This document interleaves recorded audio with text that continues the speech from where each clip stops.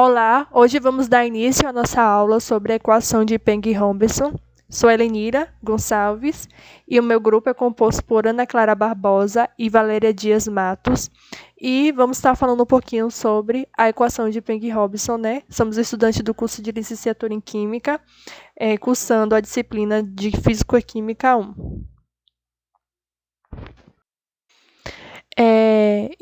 O nosso experimento ele foi realizado, né, no simulador UCA-Gás, né? E no simulador de gás, os gases a serem testados, né, que no caso foi no experimento, foram os seguintes: foi o gás criptônio, o gás hidrogênio e o monóxido de carbono, né, que foram utilizados com as seguintes equações de estado: a equação de gases ideais, a equação de Van der Waals e a equação de Peng-Robinson. E para dar continuidade à nossa aula, vamos estar falando um pouquinho sobre como ocorreu as etapas da simulação, né, para a realização do experimento. E na primeira fase, inicialmente, foi indicar os gases a serem testados no simulador. E os gases testados foram criptônio, hidrogênio e monóxido de carbono. Já na segunda etapa do experimento, foi testar cada gás com as equações indicadas. As equações utilizadas foram a de Peng-Robinson, a equação de Van der Waals e a equação dos gases ideais. Já na terceira fase, foi observar o comportamento de cada gás nas equações sugeridas. E a última fase foi as discussões e conclusões sobre o experimento em estudo. Vamos estar falando um pouquinho sobre as equações de estado. Mas o que é uma equação de estado cúbica, né? Basicamente, é a relação matemática entre grandezas de estado, como pressão, volume e temperatura. Essas equações elas são utilizadas para avaliar processos de gás natural, né? E elas são capazes de representar, né, o comportamento tanto de líquidos quanto de gases. E temos algumas equações que elas são as principais, como a de Van der Waals e a de Peng-Robinson, e entre outras equações. Vamos estar falando um pouquinho agora sobre a equação de estado cúbica de Peng-Robinson. Os parâmetros eles devem ser expressos em termos de propriedades críticas e fator acêntrico, certo? E o modelo apresentado ele deve ter um melhor desempenho do que as outras equações de estados na vizinhança do ponto crítico, particularmente para cálculos de 16 da densidade do líquido, né? E as regras de misturas não devem empregar mais do que um coeficiente de interação binário. Tal coeficiente deve ser independente da temperatura, pressão e composição. Além disso, a equação deve ser aplicável em todos os cálculos de todas as propriedades dos fluidos em processo que envolvam gás natural.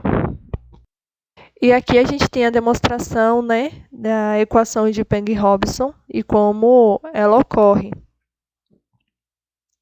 como vocês podem estar observando. No simulador, a gente teve alguns valores de variáveis, que seriam os valores de temperatura, né, entre 216 a 1.300 kelvins.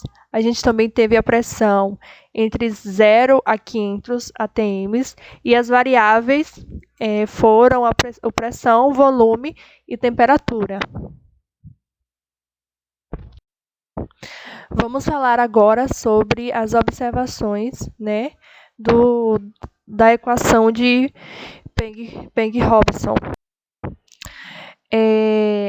As simulações realizadas no simulador online UCA-Gás teve como teste os gases de criptônio, hidrogênio e monóxido de carbono, como dito anteriormente, né, com as temperaturas variando entre 207 a 1.000 kelvins, utilizando a equação de Peng-Robinson em comparativo com a equação dos gases ideais e a equação de Van der Waals, né, que são capazes de identificar o comportamento tanto de líquido quanto de gases, como dito anteriormente.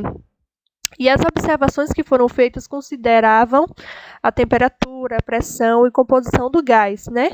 Os parâmetros encontrados devem ser expressos em termos de propriedades críticas, né? A equação